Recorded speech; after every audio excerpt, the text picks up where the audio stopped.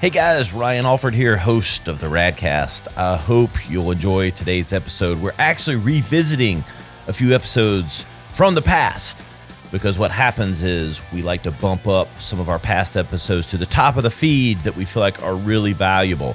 This episode with Bruce Buffer was killer. Bruce was so insightful on his history with the UFC, his growth, the path to get to success, and he talked really succinctly and interestingly about marketing, especially his It's Time brand. And some of those things have actually come to fruition, so we thought it'd be cool to revisit a lot of things that Bruce talked about and that these products are now on the market. Bruce was so insightful on everything that he's done in marketing, social media, in and out of the Octagon. Really enjoyed this episode. We wanted to bring it back as one of our best of, so I hope you enjoy it. You know where to find us, theradcast.com. I hope you enjoy today's episode with Bruce Buffer, voice of the Octagon. And now, it's time for the Radcast with Ryan Alford. You're listening to the Radcast. If it's radical, we cover it. Here's your host, Ryan Alford. Hey guys, what's up? Welcome to the latest edition of the Radcast. It's radical today, folks. I'm joined by the voice of the Octagon, Bruce Buffer. What's up, Bruce? Hi, how are you? Everything good? Everything's great, man. Appreciate you coming on. No problem. I know you're a busy man, and there's no better catchphrase than "It's time." You know, like I say it every day I wake up, man. It's time to have the best day that I can. It is. Man, you got your hands in so much now, which I want to get into. And I love the T-shirt. Like, where did It's Time come from? I want to know where that came from. Let's start there. Well, you know, when I started in the UFC announcing, and I've been managing my brother Michael Buffer, you know, the legendary greatest announcer of all time. Let's get ready to rumble. Yeah. We met late in life. And when we did, I owned two companies. I had my first company when I was 19. I've been an entrepreneur ever since. I've owned a variety of companies, a couple failures here and there, but most all successes, you know, I'm proud to say. And when I met him, knowing that he was the announcer he was and everything else, I sold two companies and became his manager, managing his career and everything. I wanted to announce back then. We agreed I wouldn't do boxing, and I said something will come along, and boom, this is a very short version. And boom, the UFC came along, and I worked my way into the UFC, but I never wanted to be Frank Sinatra Jr. I never wanted to be, no respect to Frank Sinatra Jr., but I wanted to create my own style. I wanted to grow with the UFC to help market the brand, being the marketing and branding person that I am first and foremost before I do anything else. And I told him, I said, I need to grow with you as the announcer, but I didn't think I needed a catchphrase. I'm not catchphrase driven. I was more like, it's not what I say, it's how I say it.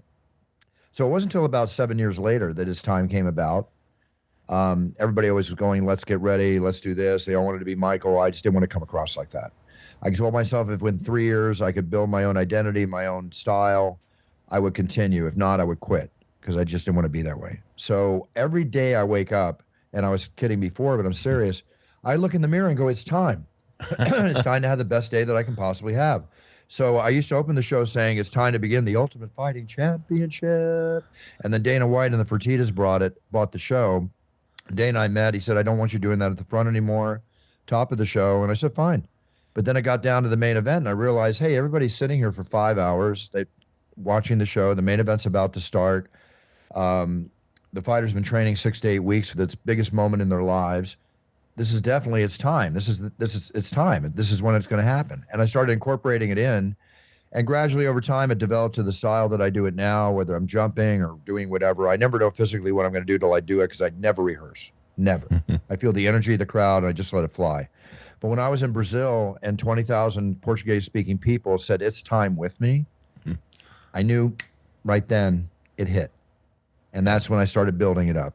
And then eventually, over the last 15 plus years since then, you know, I've developed into products, you know, and many things happening worldwide. And now It's Time has taken on a very individual branding of itself. And I plan on reaching $1 billion in sales with It's Time, whether it's sales of other, not in my pocket, you know, sales of other companies, everything. as I achieved over $500 million in sales with Let's Get Ready to Rumble. But I love my brother, but I'm a competitor, and I'm going to come in first. I love it. I love it. Did you see, I mean, the UFC has had this meteoric rise in the last 10 plus years, but like, did you see that coming? I knew from the very first day I got involved, it was going to be the biggest thing in fighting sports. You know, when you're in business, you need to be able to hopefully recognize the brand, recognize the future. I always think 3 steps ahead in life, like chess. I apply that to every aspect of business and any business I've owned or been involved in.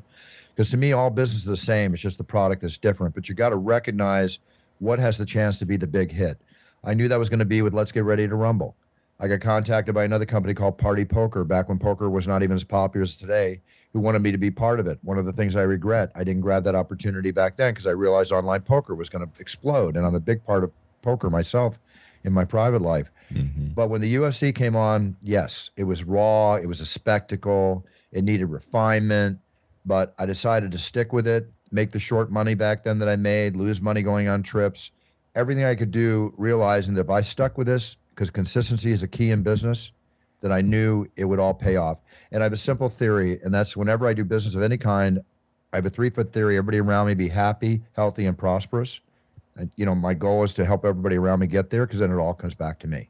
So unselfishly, I've been just dedicating my life to the UFC for over 25 years as of February.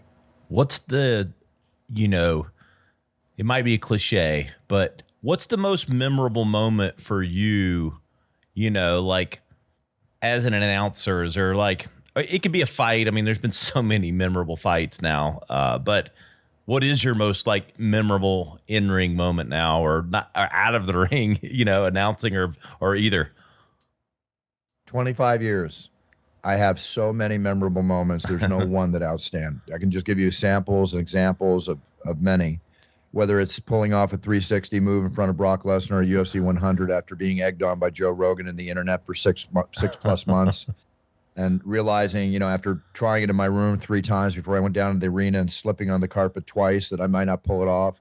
But when I turned out of the corner of Frank Mir to go to face Brock Lesnar, I realized if I didn't pull the 360 and not just casual, I'd jump up and spin around and do it, that I would be the, as I termed, the bitch of the internet on Monday. The forums would have torn me apart. So that was one. But, you know, there's just so many.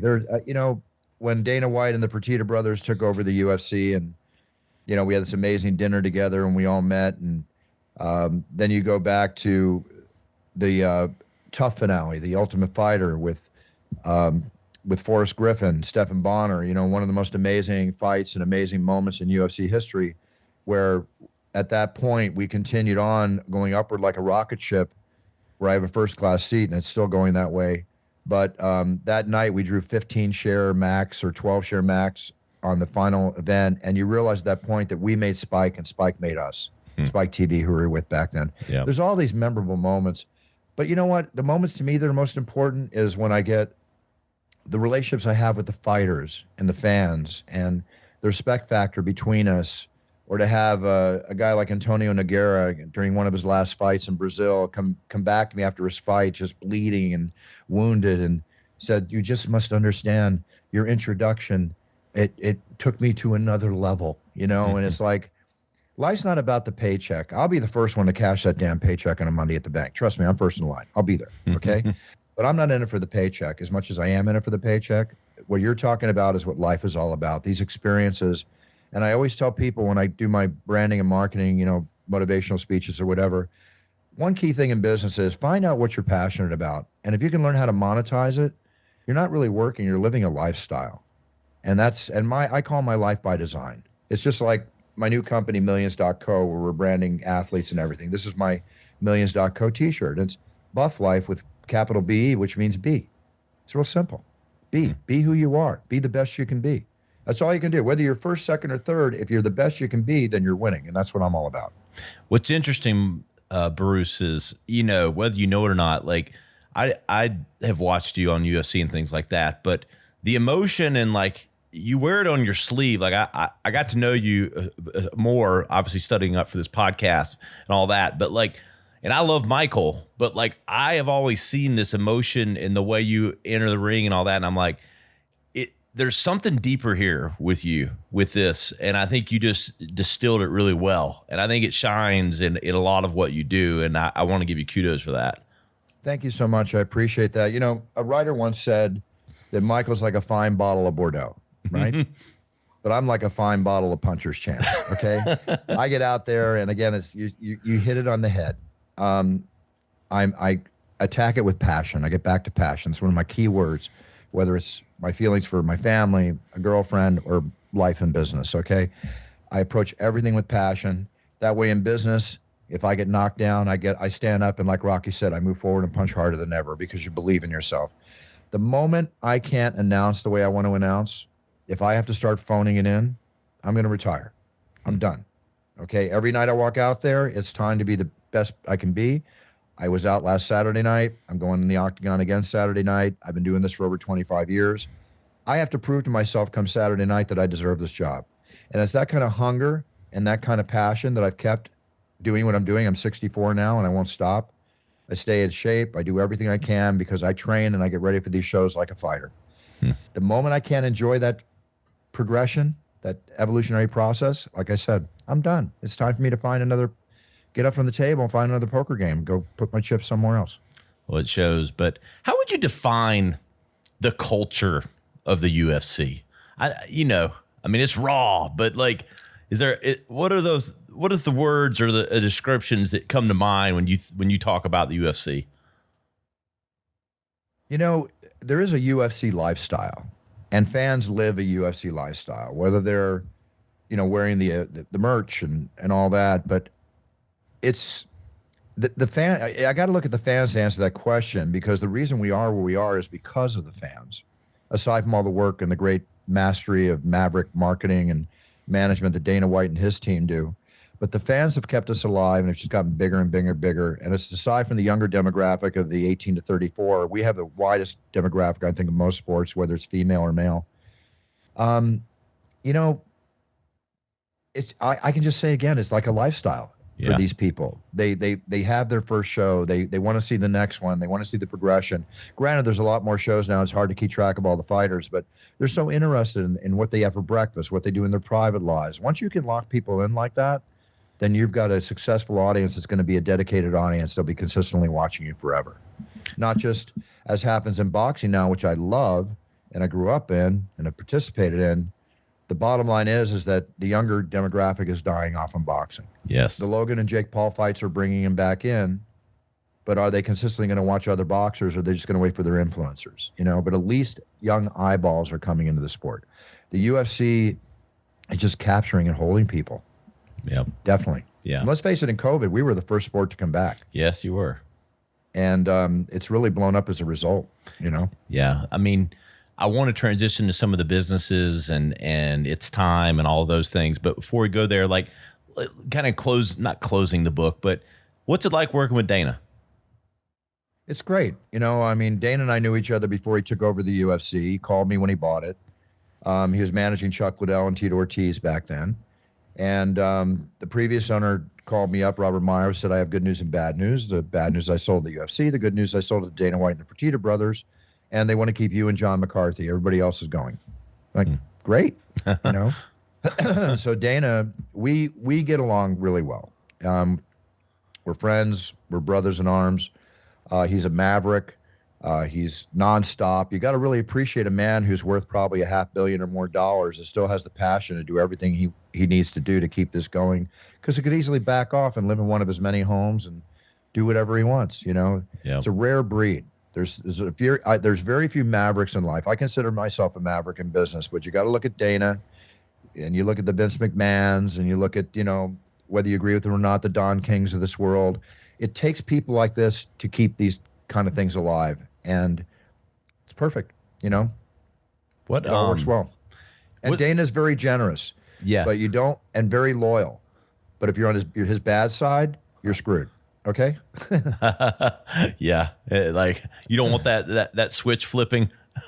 No. Well, that's never going to happen between us. Not between you, but we'd probably throw a few punches at each other and have a beer afterwards. What's the business of MMA? Like, now, like both for you and in general. I mean, both inside and outside of the ring, like we discussed, like UFC and MMA, announcing for you and being the voice of the Octagon is so small to what you're doing now. It's just such a mega business, right? Yeah, you're talking about my business? Yeah, both that and just the businesses, the business of mixed martial arts now. Like I think people see the fighting and they see it and they get the pay-per-view and all that, but it's a big business.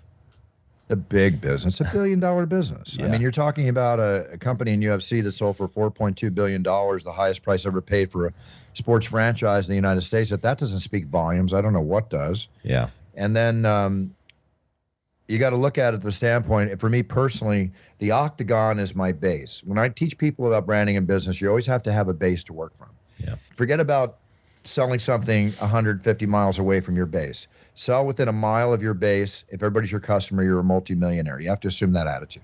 So the Octagon's my base. It's established over 25 years. All the other business ventures I have, I'm building out of the base. I did the same thing managing my brother's career. HBO Boxing Ring was his base. We built the movies, the TV, the products, everything, which is what I'm doing too. Neither one of us ever crossing over against each other unless we work with each other. But the rules of business are very simple. So when you have a King Kong gorilla like the UFC as your base, unless you're doing something wrong or you don't know what your brand is all about, there's no reason but to move forward and keep branding and building yourself. And that's one of the reasons I started the company Millions.co, because I'm trying to teach athletes in all sports how to brand themselves. You don't have to have 1 million, 2 million followers to be the top athlete in your sport, to be able to brand yourself and monetize yourself even when you're starting out. But people don't realize that. This is one of the ways, even though I'll make whatever I make out of this and all that, that's all great. I'm really doing this as a pay it forward thing to help athletes. I see too many athletes losing opportunities to make money and expand their careers because they don't have proper management or they don't know what to do themselves. And that's why I started Millions.co.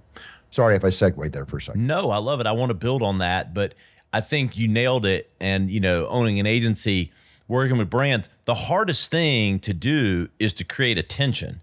And you, like you said, you have this base with all this built-in attention, and all these fighters have all this built-in attention, and leveraging that appropriately into all the other channels is where the opportunity's at. And, so few people, I don't know why that's hard to grasp, but that brands and businesses spend millions and millions of dollars to create attention. And the UFC gives you a platform to do that, so then you leverage off of that. Well, leverage works in different ways, and what you're saying too is like, you ever watch, of course you have, you watch the Super Bowl, right? Now, I've had a Super Bowl commercial. I was in a Budweiser commercial, okay? Bucket list fulfilled. How many times do you watch a commercial on the Super Bowl where people have spent millions of dollars and it's over and you're like, what was that all about? Yep. That's called ego advertising. All right, people, I can't believe on the highest levels that this still happens. So, yeah, no, when you've got the UFC behind you, when I appear for the Las Vegas Raiders, which is the new thing I started this year, okay, it's not about the UFC, it's about me appearing for the Raiders. But in respect to the UFC, they have to realize that I just gave them $1 million commercial because I've been told I'm one of the three faces of the UFC with Dana and Joe Rogan, let's say, right? Aside from all the amazing fighters we have who come and go as champions too. But we're constants, we're consistent.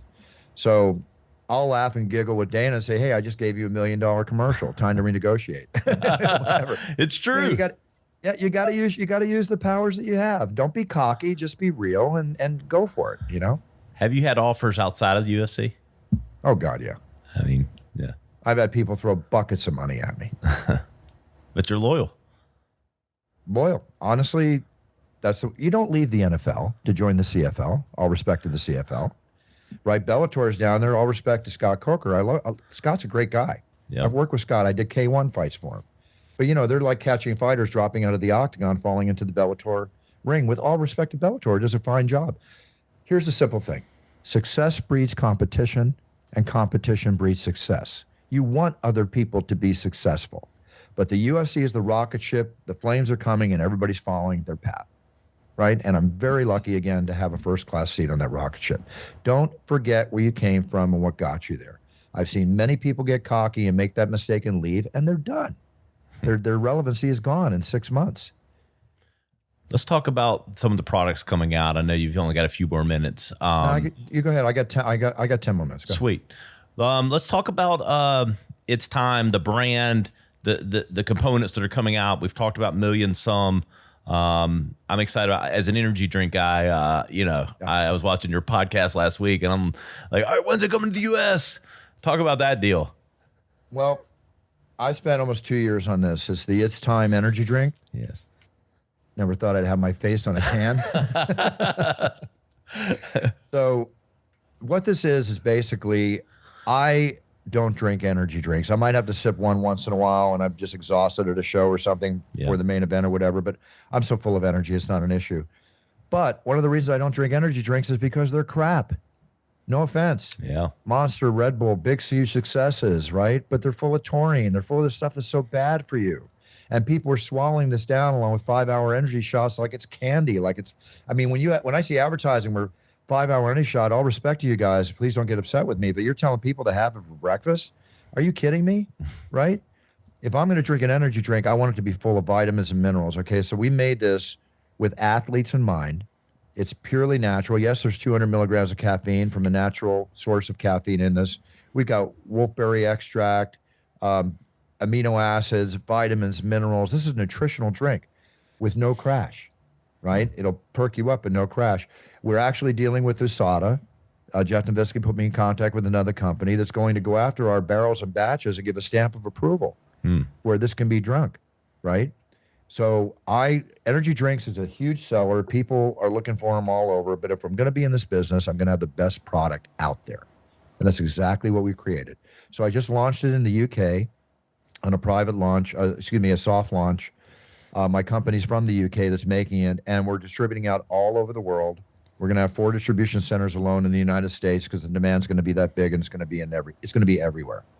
So the response has been tremendous. We've got 5 different flavors coming out, but it's also going to eventually go into a line of another 50 products. I'm going to have pre-workout and post-workout and nutritional products and everything.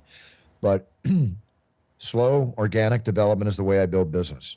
And this is going to be the first one out of the gate, followed by other products I'll load the pipeline with. And I'm very excited because the response has been tremendous, and the critiques have been tremendous, positive. It's great. I can't wait to get my hands on it. So November will be in the U.S. Where we'll be able to find it? It will be We're going to launch it first on Amazon. Okay. And so then the retail stores will be coming afterwards. What I would say is follow me on Instagram at Bruce Buffer UFC. I make all my announcements there. Sweet. I love that. So It's Time's coming out. Like, we're going to have pre-workouts. We're going to have all that stuff. Obviously, you're the face of it with your trademark. Any other influencers or people that are going to be involved that we might know from UFC or otherwise? Or is this a sole venture with just, like behind-the-scenes business partners? No, there'll be other people involved. Yeah. I just can't name who they are yet. I don't talk about anything unless the deal's signed on the dotted line. But I have access to some of the most amazing influencers, from Logan Paul to you name it, or my buddy and stuff like that. If there's a business deal where money changes hands and things are proper, but there's one rule I have: if they don't like the product, they don't get the money. Period. Yep. I like it.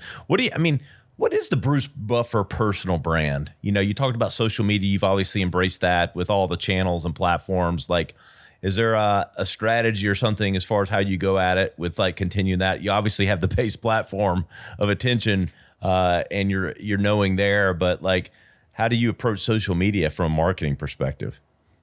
I put it out on social media, but I don't want to be like every post that I'm shilling for something. I mix it up. I give examples of my personal life and things that I do, and obviously UFC, but it's a timely factor. I'm going to put things out that are pertinent and make a point, but I don't want to I've learned a long time ago, marketing 5 words of air, let's get ready to rumble, which could have easily become where's the beef, show me the money, had its Andy Warhol 15 minutes and died out. Avoiding saturation is key, knowing how to do it so people don't get sick of hearing it. And that's why I come out with a variety of different products, because It's Time is such a strong, somewhat generic statement that I own, in respect to where I own it trademark-wise, that I don't want to abuse it. I want to build it. So it's careful marketing, consistent marketing, if that answers your question. It does.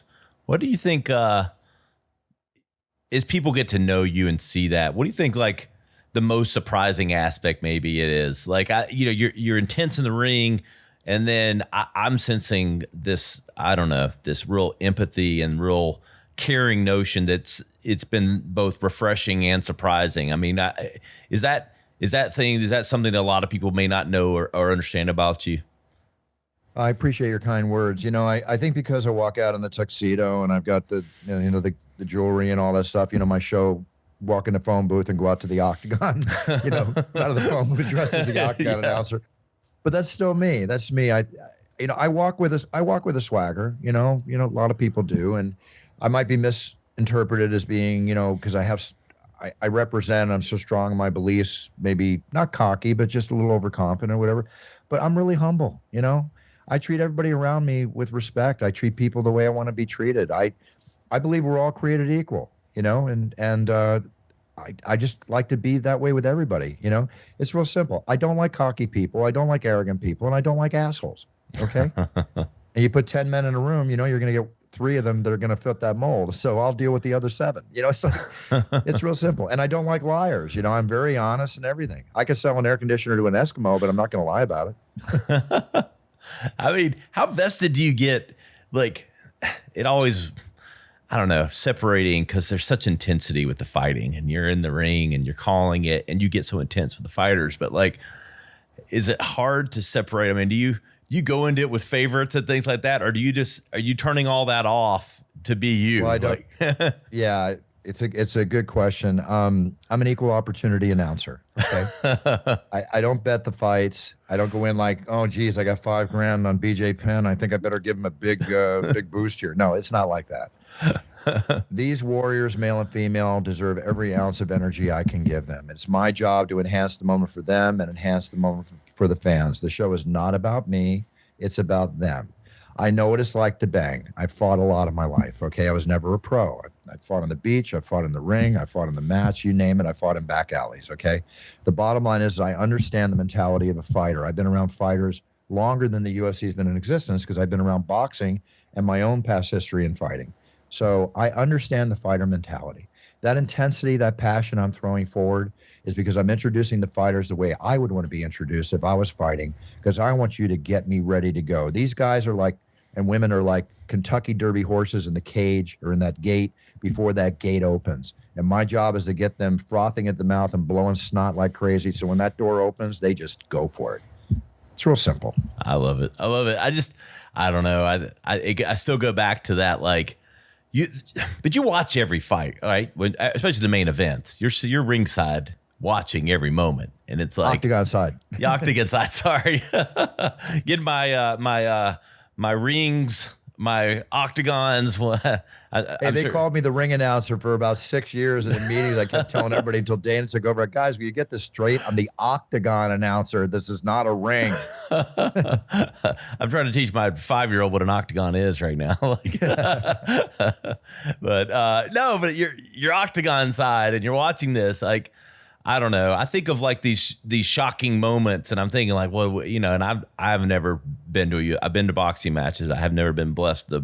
Not been a ton of Octagon in South Carolina, but we have fighters. We have the Wonder Boy is from right here in the upstate of South Carolina. Good man. So, Steven's a good man. Yeah.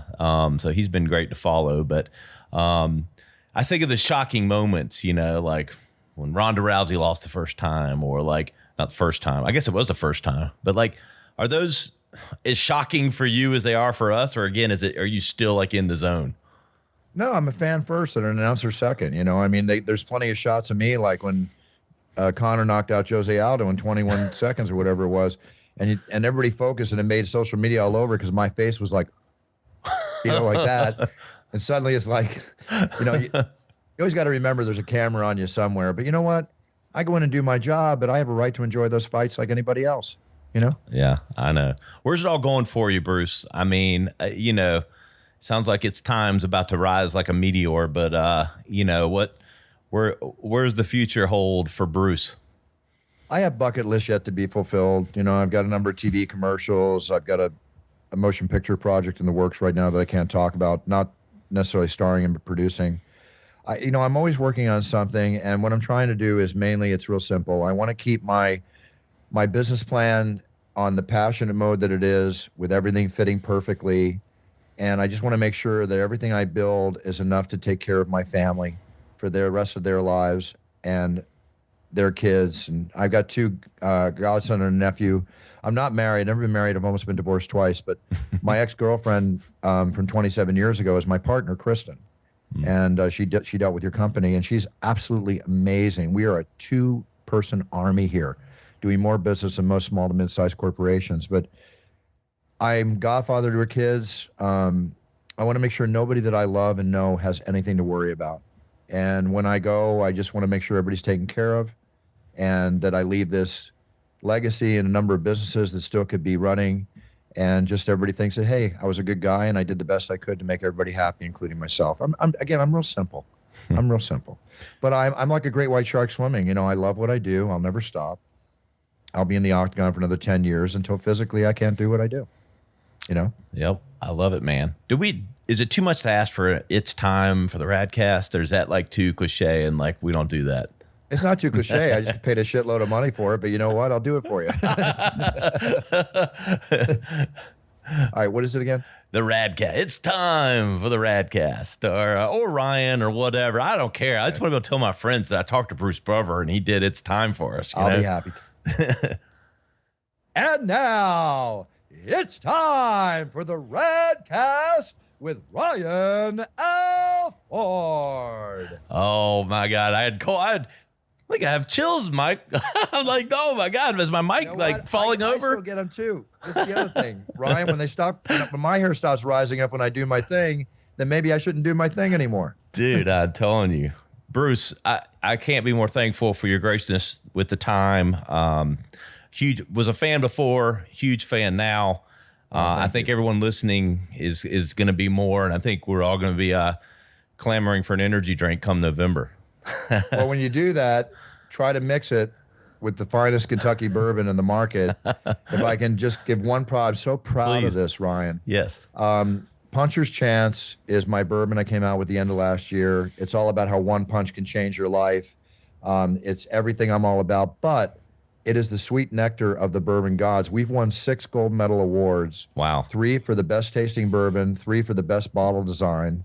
And as a craft distributor, we're the fastest selling, highest rated bourbon in America today.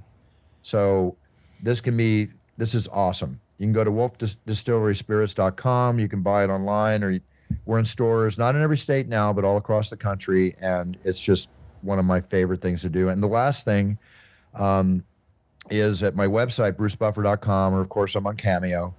But the whole business of championship introductions, birthdays, birth of babies, business videos, whatever, has grown during COVID like there's no tomorrow. And Chris and I get a lot of pleasure out of doing the weddings and the champ intros. The thank you notes we get from people, it just brings tears to our eyes. We're making so many people happy. And I give partial proceeds to animal, military, and children charities, because you got to pay things forward. I love that. You beat me to it. You are that check. You are the world's best marketer, because that's usually the last thing I say. Thank you, and then I go, where can we keep up with everything? And Bruce, you're ahead of me, man. You are the world's greatest marketer. I don't know about the greatest, but I'll put myself up there. I know. I love Only it. because of proof. It's one thing to talk about things and talk about them, but it's about, did you do it? That's the key. All right. Well, show me the proof. Yeah. Well, everybody get out there, check out Puncher's Chance. With a Puncher's Chance. There it is. Puncher's Chance. Go to brucebuffer.com. Follow everything that Bruce is up to. Hell of a guy and a legend in the octagon. Oh, thank you so much, Ryan. I appreciate it very much. Thank you so much. I'm Ryan Alford, the host of the Radcast. You know where to find us. We're at theradcast.com. Search for Bruce Buffer. Search for Puncher's Chance. All the highlights from today's episode will be there, loaded live. And keep up with everything with Ryan Alford. I'm all verified on all the platforms. We'll see you next time on the Radcast.